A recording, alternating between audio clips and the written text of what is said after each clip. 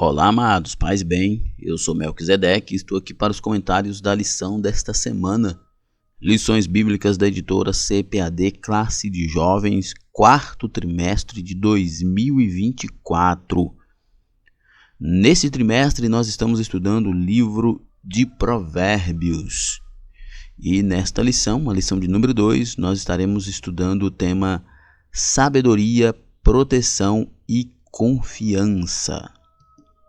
Lembrando que você que gosta de ministrar na sua igreja com slides, seja então um assinante do ebdenfoco.com e você terá slides da revista CPAD 100% baseado na revista com imagens de qualidade prontos para serem usados.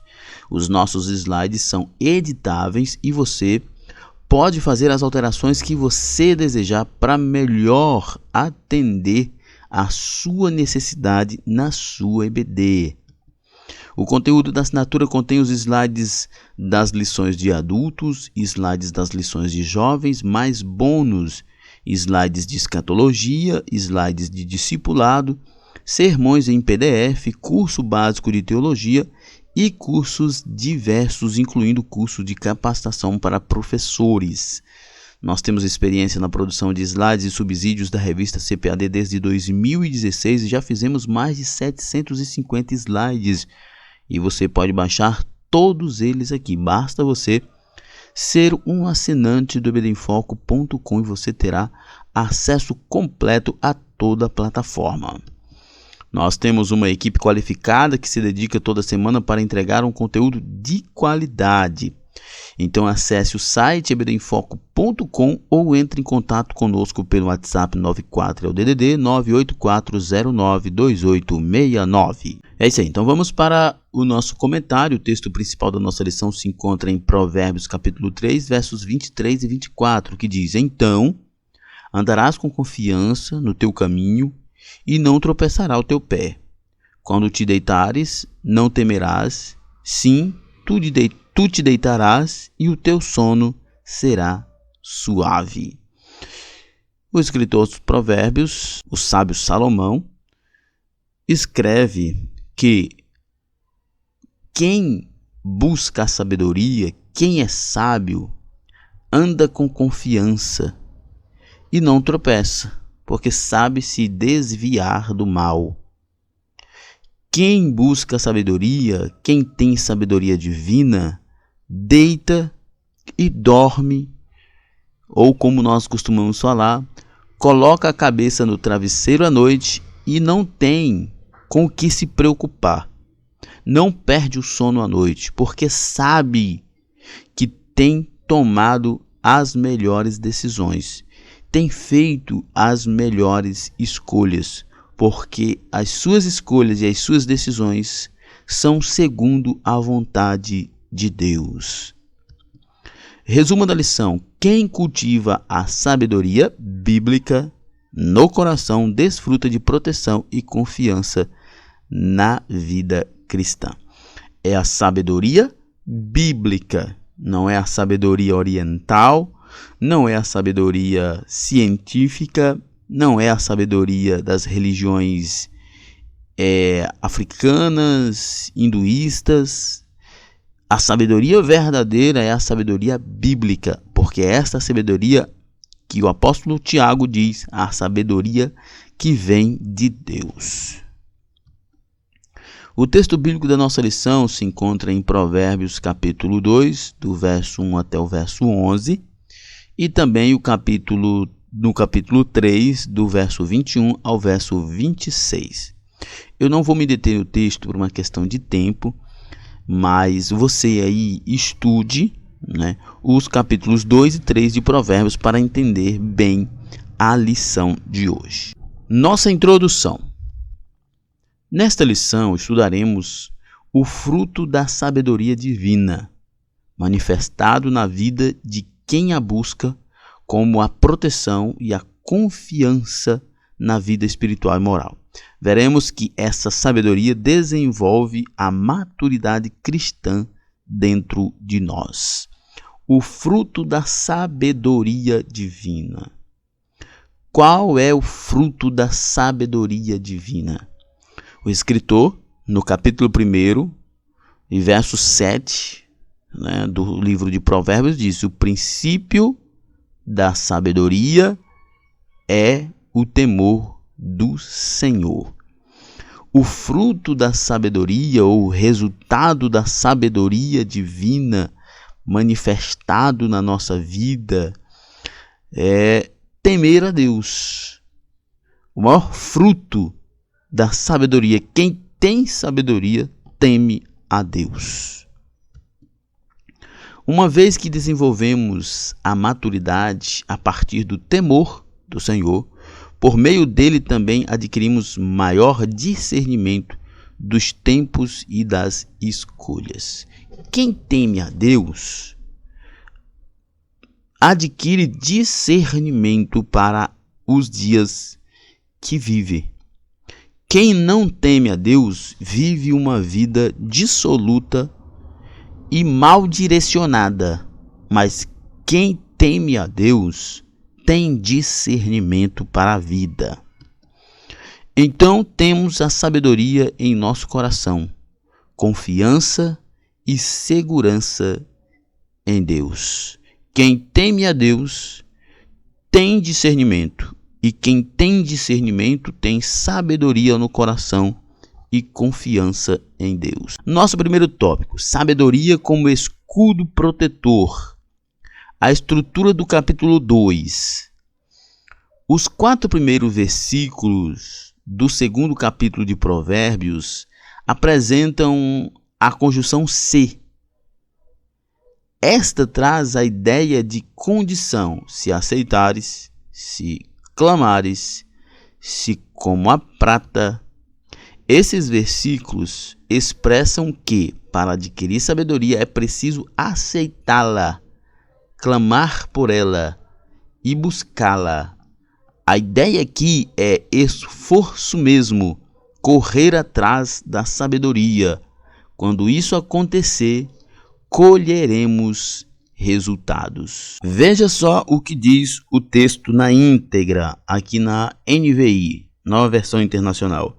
Meu filho, se você aceitar as minhas palavras e guardar no coração os meus mandamentos, se der ouvidos à sabedoria e inclinar o coração para o discernimento, se clamar por entendimento e por discernimento gritar bem alto, se procurar a sabedoria como se procura a prata e buscá-la como quem busca um tesouro escondido, então você entenderá o que é temer o Senhor.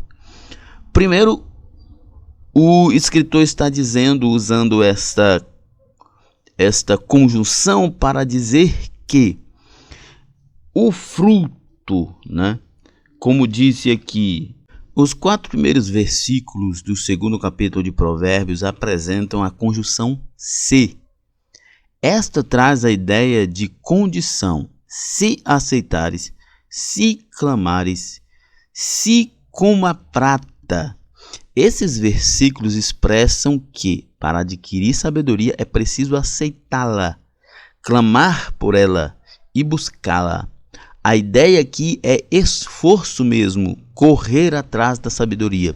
Quando isso acontecer, colheremos resultados. Podemos ver isso na íntegra aqui no texto. O texto diz assim, ó: meu filho, se você aceitar as minhas palavras, né? Se você aceitar as minhas palavras e guardar no coração os meus mandamentos, se der ouvido à sabedoria, inclinar o seu coração para o entendimento, se clamar por entendimento, se procurar por sabedoria, como procura a prata e buscá-la como quem busca um tesouro escondido, então você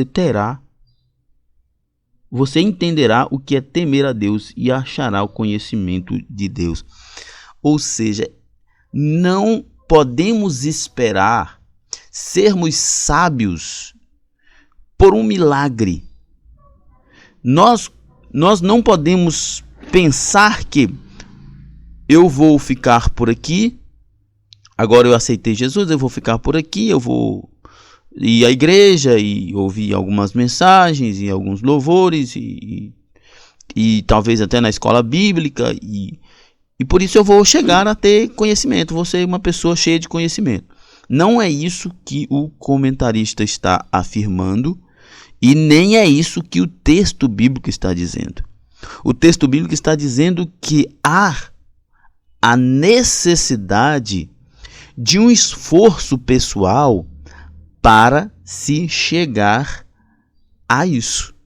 Isso é importante porque nós aprendemos que a vida cristã é uma vida de fé e graça. Mas a fé e a graça não anula o esforço quando nós tratamos de maturidade e crescimento. A fé e a graça anula o esforço, anula o mérito na salvação, mas não no aprendizado e na maturidade. O texto está deixando bem claro que a maturidade cristã, ela passa por uma busca constante, uma busca programada, não é aleatória. Você não pode esperar que uma vida cristã aleatória, descompromissada, vá levar você a ter conhecimento, a ter um verdadeiro temor de Deus, a crer verdadeiramente em Deus, porque você não terá o conhecimento necessário. É preciso que haja dedicação, é preciso que haja esforço, estudo, para que você tenha sabedoria divina. Atente para a conjunção no versículo 5. Então, esta conjunção aparece como conclusão lógica, o resultado da busca e do esforço pela sabedoria. Aqui 2 seções mostram esses resultados. Primeiro, os versículos 5 a 8, entenderás e acharás sabedoria. Né? Então, você entenderá, né? Se você buscar, né, o que já foi dito aqui, então você entenderás e acharás a sabedoria. Se você buscar, né, nos versos 9 e 11, então entenderás a justiça, o juízo, equidade e boas veredas. Estas coisas vêm pelo conhecimento e o conhecimento vem pela busca por ele. Nós, né, e o professor deve explorar isso com seus alunos, nós precisamos entender que o conhecimento de Deus não será algo místico. O conhecimento de Deus não é algo místico que acontece por uma experiência aleatória em um culto. Porque as pessoas hoje em dia elas vão para os cultos e ali elas estão esperando ter um momento místico de encontro com Deus e aí as suas vidas serem transformadas, e aí tem aqueles pregadores que oram pelas pessoas e diz: a partir de hoje a sua vida não será mais a mesma. Isso não é verdade. Isso não é verdade. A sua vida vai mudar, a sua vida será outra vida a partir do momento que você começar a praticar a palavra de Deus, a buscar a presença de Deus, a treinar os membros do seu corpo que deseja tanto que é mal. A partir do momento que você começar a treinar o seu corpo, os membros do seu corpo a adorar a Deus, a sua vida aí sim vai mudar. Então você entenderás e acharás sabedoria, se você buscar. Então você entenderás a justiça, o juízo, equidade e boas verdades, se você buscar. Já os versículos 12 a 19 descrevem as bênçãos provenientes de ter alcançado a sabedoria. O leitor receberá livramento do mau caminho e da sedução da mulher estranha. Finalmente, os versículos 20 e 22 concluem o propósito do capítulo, exortando a buscar conhecimento e sabedoria. Isso aqui é muito interessante, né? Os versículos 12 a 19 descrevem as bênçãos provenientes de ter alcançado a sabedoria. O leitor receberá livramento do mal, né? Você saberá se desviar do mau caminho, e você saberá se desviar da sedução da mulher estranha ou da sedução do mundo, das coisas do mundo, por ter adquirido sabedoria. As pessoas, elas trilham caminhos errados porque lhes falta sabedoria. Resumindo, os versículos de 1 a 4 trazem a condição para encontrar a sabedoria, esforço. Os versículos 5 a 9 mostram as bênçãos da sabedoria, livramento do mal, livramento das ciladas da mulher perversa e adúltera, essas coisas, Os versículos 11 a 9 descrevem as bênçãos. As bênçãos são descritas, as bênçãos por andar em sabedoria, viver em sabedoria. E os versículos 20 a 22 concluem o capítulo. A sabedoria como escudo. Os que buscam perseverantemente a sabedoria entenderão que o temor do Senhor é um estilo de vida reta. Esse estilo faz com que o Senhor se mostre como o escudo de quem busca a sabedoria. Provérbios 2 e 7 diz: Ele reserva a verdadeira sabedoria para os retos, escudo é para os que caminham na sinceridade. Os que buscam perseverantemente a sabedoria entenderão que o temor do Senhor é um estilo de vida reta. Isso é interessante, porque as pessoas, por falta de estudo, por uma questão de estudo da semântica das palavras, as pessoas ainda pensam que temer a Deus é ter medo de Deus.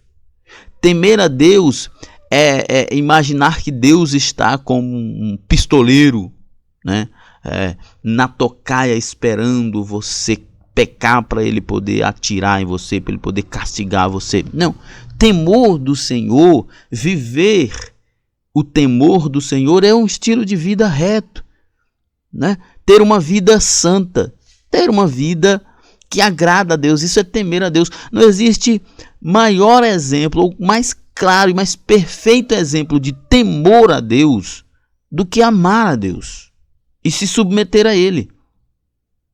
Porque temor a Deus não é medo, não é pânico, não é desespero, é confiança no Senhor. É fazer, é agradar a Ele porque ama Ele, porque se submete a Ele amorosamente. Nós precisamos entender que temer a Deus. Por isso que o escritor diz: o temor do Senhor é o princípio da sabedoria. Ou seja, viver para agradar a Deus amorosamente é ser sábio. É ser sábio. A melhor coisa, o próprio escritor de Provérbios também, escrevendo Eclesiastes, ele diz que de tudo que se viu na face da terra, o melhor para o ser humano é temer a Deus e guardar os seus mandamentos. Ou seja, é amar a Deus, obedecer à vontade de Deus, fazer a vontade de Deus. Isso é o melhor, é a melhor coisa. É o que de fato vai trazer benefício, recompensa, tanto nessa terra como na eternidade para as nossas vidas. De acordo com essa sabedoria, o leitor de Provérbios desenvolve plena consciência da retidão, que, segundo estudiosos, corresponde à instrução ética de Deus, conforme a palavra hebraica yashar, bem como a sinceridade, que revela um caráter de quem é genuíno e confiável. Viver no temor do Senhor é viver em sabedoria. E viver em sabedoria leva a pessoa a tomar as melhores decisões, a fazer as melhores escolhas e, consequentemente, ter uma vida melhor. A vida de retidão e sinceridade, como consequência de quem se torna sábio em Deus, carrega consigo uma virtude protetora que vem do alto e que nos permite discernir tudo o que agrada a Deus daquilo que não o agrada. Uma vida de retidão e sinceridade é consequência.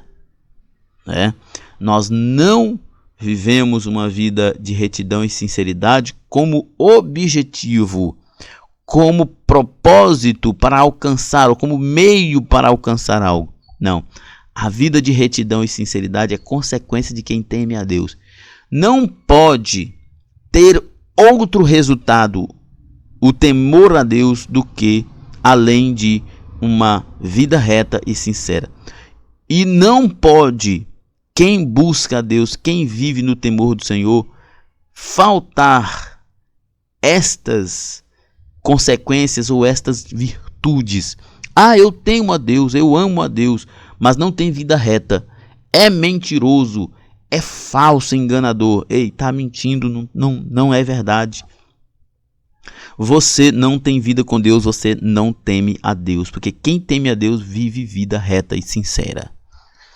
Nesse sentido, os nossos passos estarão seguros espiritualmente e moralmente. Uma vida reta e sincera, como consequência do temor a Deus, nos leva a uma vida de paz. A sabedoria no coração. Porquanto a sabedoria entrará no teu coração, uma bênção gloriosa para quem busca a sabedoria. Aqui é importante meditar a respeito da palavra coração. No capítulo 4, nós iremos ver isso ainda, no verso 23, fala de tudo que deve guardar, guarda o teu coração, porque dele procede as saídas da vida. Ou seja, a fonte de todas as nossas decisões, a fonte de todas as nossas práticas. Vamos dizer assim, tudo que nós vivemos aqui exteriormente nasce no nosso coração. Então, se o que nasce no nosso coração é mal, a nossa vida, as nossas práticas serão más. Mas se for coisas boas, a nossa vida serão de coisas boas. Por isso o comentarista diz, uma bênção gloriosa para quem busca a sabedoria. Aqui é importante meditar a respeito da palavra coração. Porquanto a sabedoria entrará no teu coração. Se a sabedoria permear o teu ser interior, a tua vida, se a sabedoria permear, estiver presente dentro de você, a sua bênção será certa e a sua conduta será diferente. Diferentemente do Ocidente, em que se vê o cérebro como o centro do ser humano, na sabedoria bíblica o centro do ser humano é o coração, cujo significado hebraico é muito mais amplo do que em nossa língua. Na sabedoria bíblica, coração engloba intelecto, moralidade e emoção.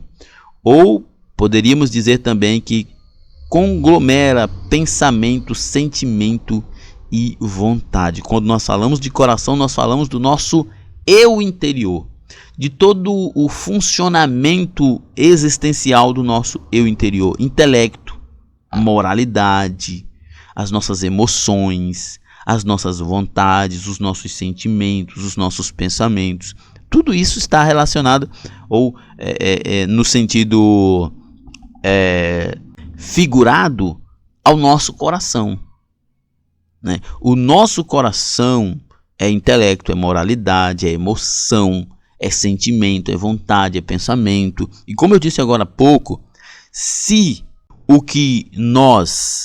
tudo o que acontece aqui fora na nossa vida, tudo que nós praticamos é resultado do que tem em nosso coração. Então, se o nosso coração, se o nosso interior está cheio de Deus, certamente a nossa vida será uma vida para a glória de Deus. Mas se o nosso coração, se o nosso interior está cheio de maldade, de inveja, de egoísmo, de soberba, de imoralidade, idolatria, impureza, então a nossa vida aqui fora será um caos, uma tragédia. Estudaremos mais detalhadamente sobre o coração na próxima lição. Entretanto, é importante estarmos bem conscientes de que o equilíbrio da nossa vida espiritual só é possível quando o Espírito Santo moldar, trabalhar e desenvolver nosso coração, ou seja, quando o nosso pensamento, sentimento e vontade estiverem plenamente coerentes e ordenados com a vontade de Deus. Ou seja, é importante estarmos conscientes de que o equilíbrio da nossa vida espiritual só é possível quando o Espírito Santo for Senhor do nosso coração. Quando o Espírito Santo governar as nossas emoções, os nossos desejos, os nossos sentimentos, os nossos pensamentos, e então as nossas atitudes serão frutos da ação do Espírito Santo. Marcos 12:30 diz: amarás, pois, o Senhor teu Deus de todo o teu coração, de toda a tua alma, de todo o teu entendimento, de todas as tuas forças. Este é o primeiro mandamento. Ou seja, de todo o teu ser, se todo o teu ser se todo o meu ser for governado pelo Espírito Santo, então, aí sim, a nossa vida é diferente. Nós precisamos entender que a nossa vida precisa ser governada pelo Espírito Santo de Deus. Assim, o bom siso, o bom senso nos guardará, pois teremos a capacidade de pensar bem de acordo com a palavra de Deus. Porque os nossos pensamentos também fazem parte desse contexto do nosso coração. E se o Espírito Santo de Deus está governando esse coração, os nossos pensamentos serão de bem e não de mal. A inteligência nos protegerá, isto é, teremos a capacidade de aplicar o conhecimento divino à ação concreta de nossa vida. Se o Espírito Santo nos capacita, então nós saberemos como viver. Nós saberemos como aplicar o conhecimento bíblico que nós adquirimos. Por isso que é importante, irmãos. Por isso que o apóstolo Paulo diz que a minha pregação não consiste em palavras persuasivas de sabedoria humana, mas na unção e no poder do Espírito Santo de Deus. Paulo era um homem profundamente sábio, talvez o mais sábio da sua história, da sua geração. Mas ele não se fiava nesse conhecimento. Ele fiava no temor ao Senhor. A sabedoria que vinha do alto e não a que vinha dele mesmo. Nesse sentido, o nosso pensamento submisso à palavra de Deus ordenará os nossos sentimentos e, consequentemente, nossos comportamentos revelarão que o nosso ser interior é plenamente dominado pelo Espírito Santo. Assim, o nosso coração estará integralmente alinhado com a vontade de Deus. Nós só estaremos alinhados com a vontade de Deus se Deus for Senhor da nossa vida. Caso contrário, nós estaremos em desobediência. Segundo tópico, a sabedoria como maturidade cristã. A estrutura do capítulo 3. O terceiro capítulo é uma continuação do resultado da sabedoria revelada no segundo capítulo.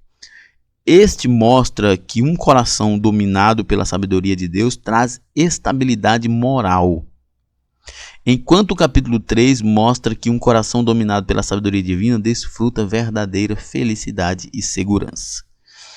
Isso é muito importante, né? Os dois textos se completando, porque de fato, se nós não tivermos estabilidade, nós não desfrutaremos de uma vida abençoada. Sabe essas pessoas que são descontroladas, essas pessoas que arrumam confusão por qualquer coisa, essas pessoas que se entregam a vícios, essas pessoas que não têm controle da própria vida? Pois é, essas pessoas não têm sabedoria divina.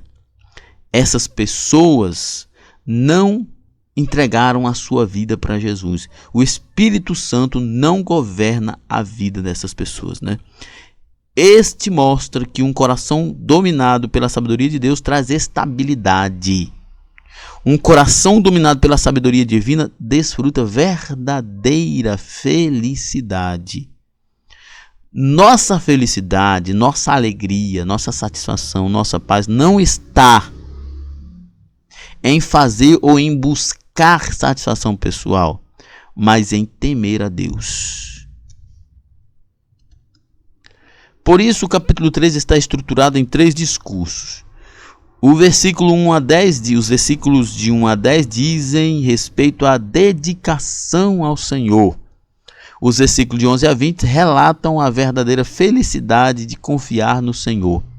E os versículos 20 a 35 mostram a segurança na vida com Deus. O verso 1, por exemplo, diz: Meu filho, não esqueça da minha instrução, mas guarda no coração os meus mandamentos, né? Diz respeito à dedicação ao Senhor.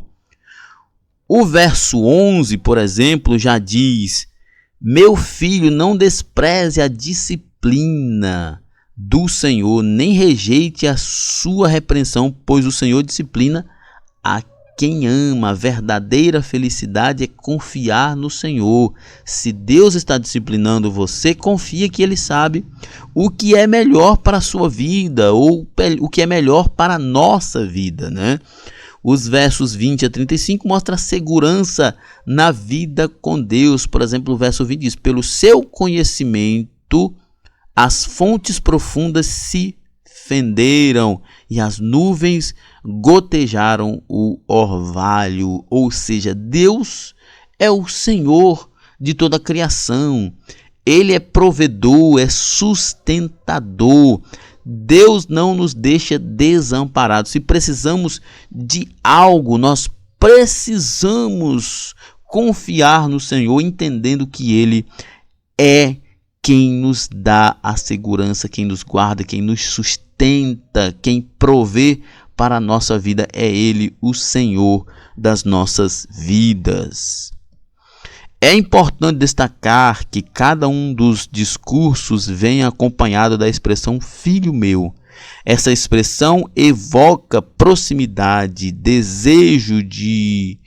desejo de que o ensino sagrado seja ouvido, compreendido e aplicado pelo discípulo leitor. Aqui nos deteremos no terceiro discurso, mais especificamente aos versículos 21 e 26, em que a segurança em Deus revela a estabilidade da maturidade do leitor. Isso mesmo, é desejo do Altíssimo que o jovem cristão amadureça emocional e espiritualmente para viver uma vida segura. Uma pessoa madura, né, na sua vida é uma pessoa que toma melhores decisões, que faz melhores escolhas. E uma pessoa imatura é uma pessoa insegura, que não sabe necessariamente qual caminho tomar e por isso fazem escolhas ruins. E é importante a gente frisar que nesse contexto a idade para a sabedoria até é importante também, mas é principalmente a presença de Deus na nossa vida que nos dá esta sabedoria divina. Não é pelos livros lidos, nem pelos anos de idade, mas pela presença do Espírito Santo de Deus. Sabedoria como maturidade cristã. Os versículos 21 e 22 mostram que o bom senso e a verdadeira sabedoria trazem clareza, discernimento e experiência. Essa sabedoria está ancorada em Deus, no temor do Senhor. Quando estamos firmados em Deus, Ele nos faz discernir melhor o caminho que trilhamos. Por isso, a sabedoria divina traz vida em plenitude. Nós, estando na presença de Deus, nós somos iluminados para a melhor ou as melhores decisões na vida. Ao longo da lição, você verá que a maturidade se revela na maneira como lidamos nas ações práticas no dia a dia de nossas vidas. A expressão de maturidade não é baseada em algo privado, particular, mas em algo público. Nós estávamos, inclusive, na escola bíblica com os nossos jovens conversando sobre essa questão de Jesus dizer que nós somos luz do mundo. E aí é interessante, a gente chegando, conversando, que é interessante como os jovens cristãos eles gostam de ter contas nas suas redes sociais privadas. Por quê? Por que você tem uma conta no Instagram que é privada, por exemplo? Por quê? Alguns lá, não, é para não ser hackeado e tal, não sei o que, e tal. Mas alguns admitiram que é porque não tem nada de interessante para compartilhar.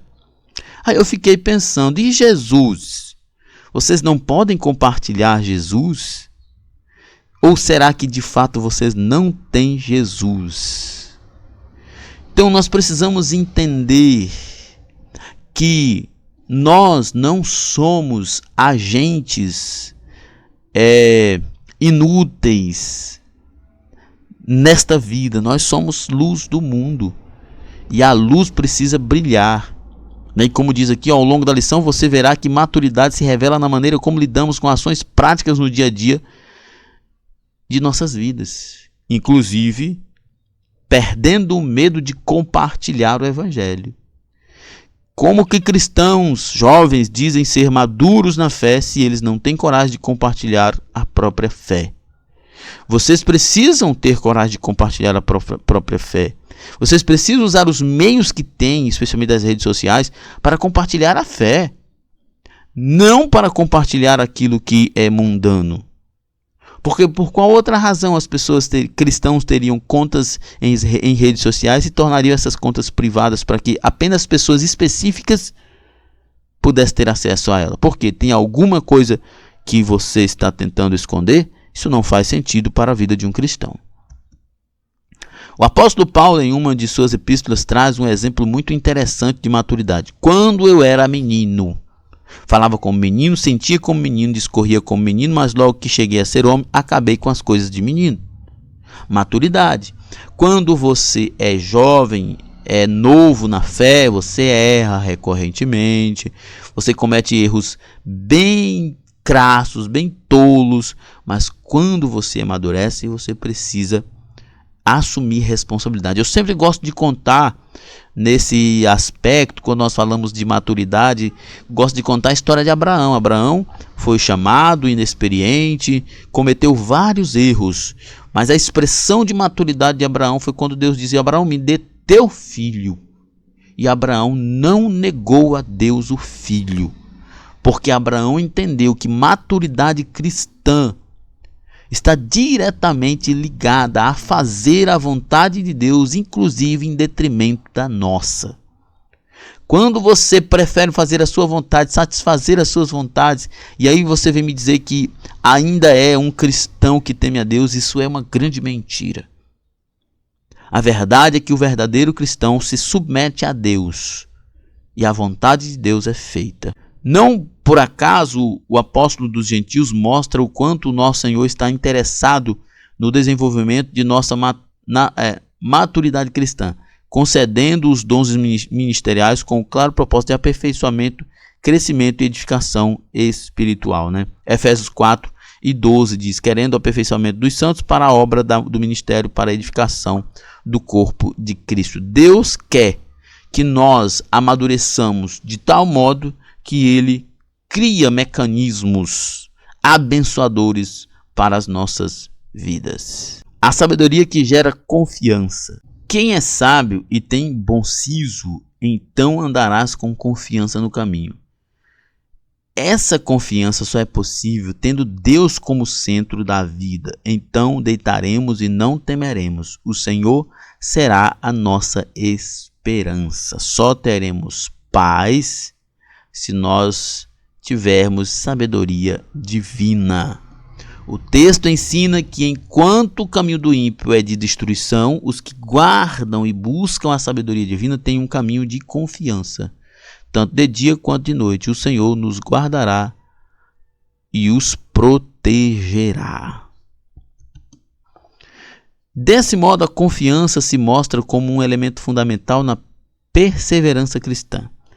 Ao longo da nossa jornada encontraremos diversos obstáculos e até mesmo armadilhas, mas nós precisamos estar confiantes no Senhor e sermos perseverantes na nossa vida cristã. Sermos perseverantes, como diz aqui o comentarista, está diretamente ligado a sermos confiantes. Como é que nós vamos perseverar se nós não temos confiança? Como é que nós vamos permanecer nessa guerra, nessa luta, se nós não temos confiança no Senhor? Não tem como. A confiança no Senhor gera perseverança. Contudo, o livro de Provérbios nos exorta: confia no Senhor de todo o teu coração e não te estribes no teu próprio entendimento. A confiança é no Senhor.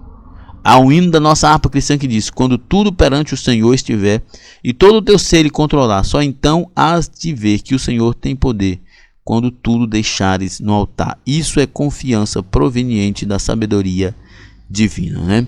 Está muito dentro do que nós temos estudado. Quando tudo perante o Senhor estiver e todo o teu ser ele controlar, só então hás de ver que o Senhor tem poder. Ou seja, quando você entregar tudo a Deus e ele controlar toda a sua vida, aí você vai conhecer ele, porque você vai ver o agir dele. Sabe por quê que muitos cristãos, muitos jovens se perdem ou levam uma vida amarga, sem graça na igreja?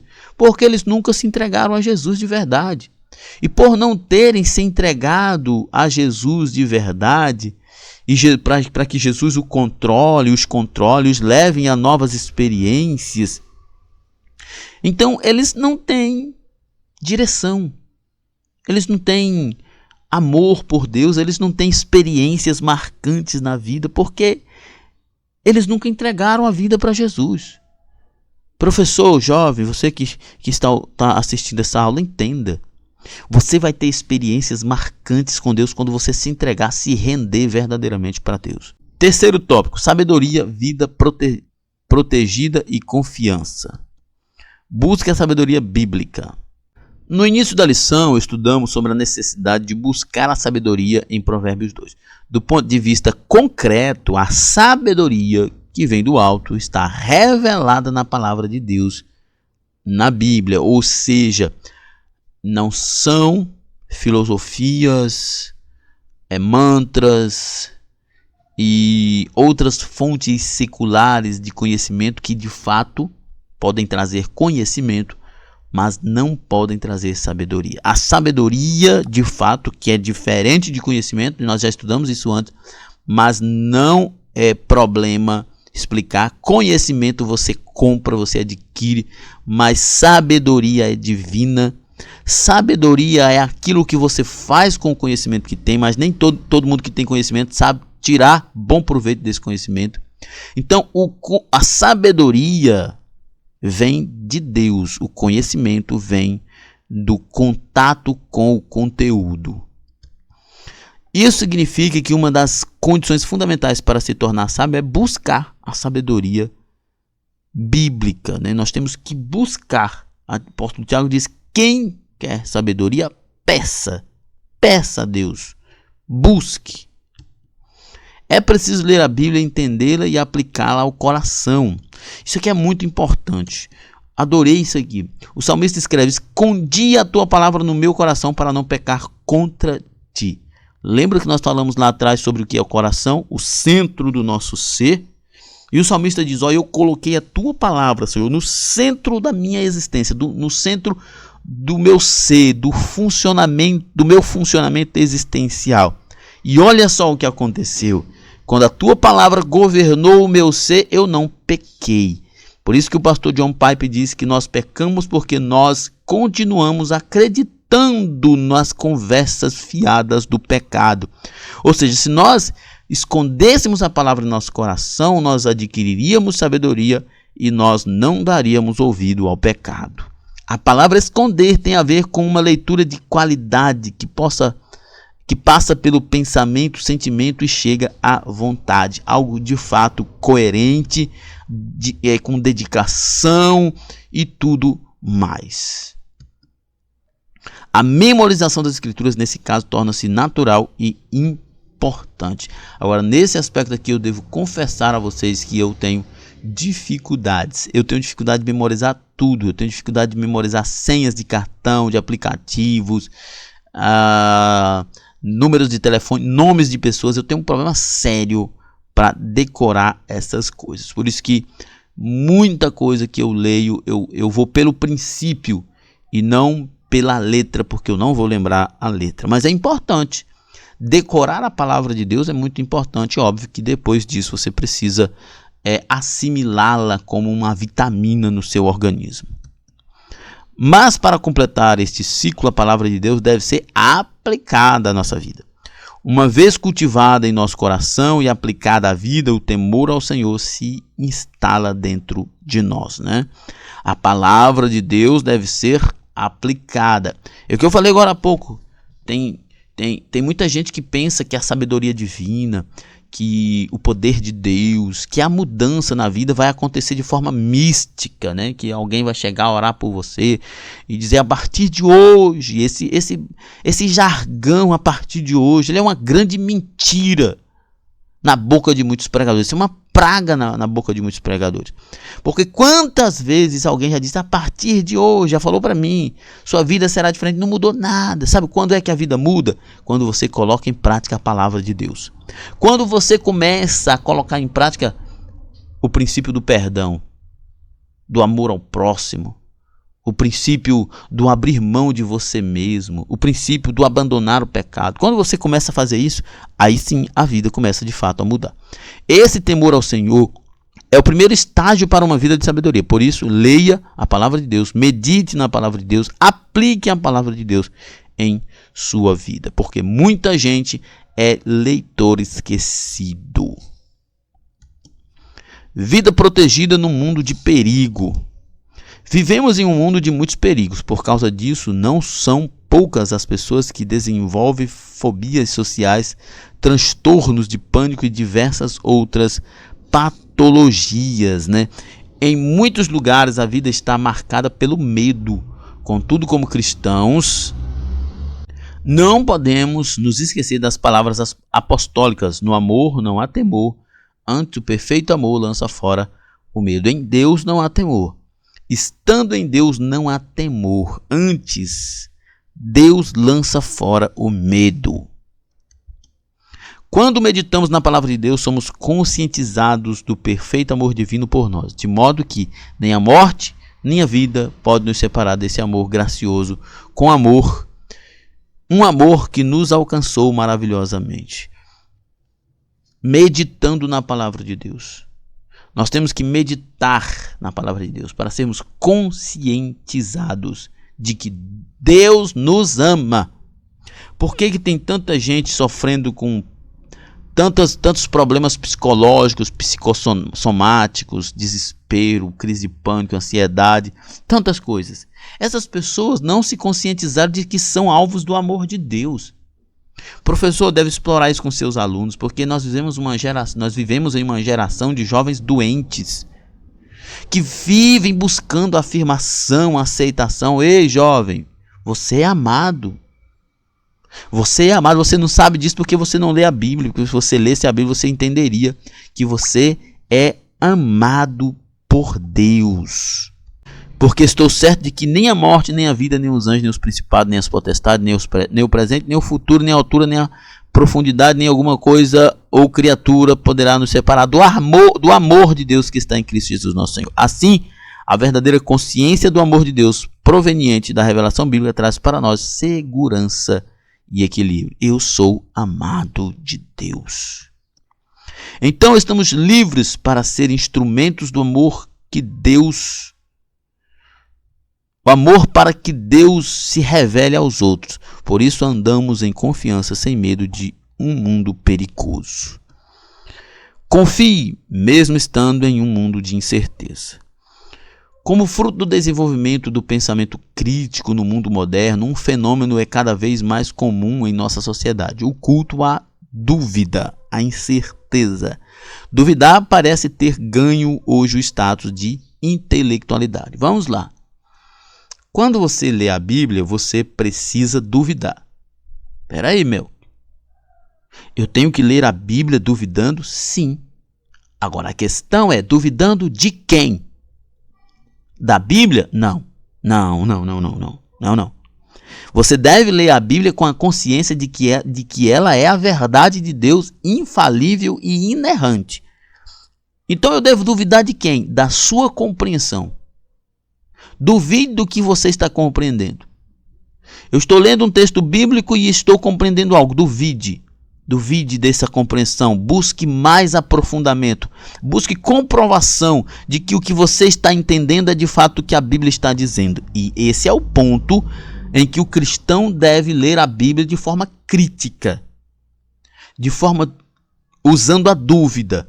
O cristão deve ler a Bíblia de forma crítica. Não é criticando a Bíblia, é criticando a própria compreensão do que ele está escrevendo ou lendo. Daí nasce o desejo de muitos em desconstruir a fé, os fundamentos e os valores do outro. Essa é uma parte do retrato do que sociólogos chamam de pós-modernidade, ou pós-modernismo, ou modernidade líquida, né? Olha só. Daí nasce o desejo de muitos em desconstruir a fé, porque estão duvidando da verdade e se colocando acima da palavra de Deus. Mas nós, na verdade, devemos nos submeter à palavra de Deus. Ela é inerrante, ela é infalível. Nós somos errantes e falíveis. Nesse contexto de pensamento moderno, o questionamento tornou-se um ídolo. Mas como vimos nessa lição, a sabedoria divina, a que vem do alto, nos traz confiança, uma fé consolidada na revelação de Deus em nossa experiência com Ele. Questionamento, eu falei agora há pouco, o questionamento não é a palavra. O questionamento é a minha compreensão. Será que eu estou compreendendo da forma certa? Aquela confiança e certeza dos jovens amigos de Daniel, que mesmo no mundo de relativização religiosa eles estavam dotados de sabedoria bíblica, não deixaram de expressar sua confiança objetiva. Eis que o nosso Deus, a quem nós servimos, é que nos livrará. Ele nos livrará do fogo ardente da sua mão, ó rei. E se não, ó rei, fica sabendo, ó rei, que nós não serviremos os teus deuses, nem adoraremos a estátua de ouro que levantaste. Isso aqui é sensacional. A confiança em Deus independe das consequências. Nossa conclusão. A sabedoria bíblica é adquirida apenas pela leitura. A sabedoria bíblica é adquirida apenas pela leitura, nem somente pela memorização da Bíblia. A sabedoria bíblica não é adquirida apenas pela leitura, nem somente pela memorização da Bíblia. Sim, é preciso ler, memorizar e, como consequência natural e mais importante, é preciso aplicar a verdade lida e memorizada. Ao final do Sermão do Monte, o Senhor Jesus concluiu: todo aquele, pois, que escuta estas minhas palavras e as pratica, assemelhá-lo-ei ao homem prudente que edificou a sua casa sobre a rocha. Quem edifica a sua vida na meditação e na prática das Escrituras Sagradas tem sua vida segura e protegida por Deus. Muito bem, então chegamos ao final do nosso comentário. Lembrando que na plataforma do ebdemfoco.com você tem tudo o que precisa para ministrar uma aula de excelência na sua EBD. Ficamos por aqui, até a próxima. Paz e bem a todos.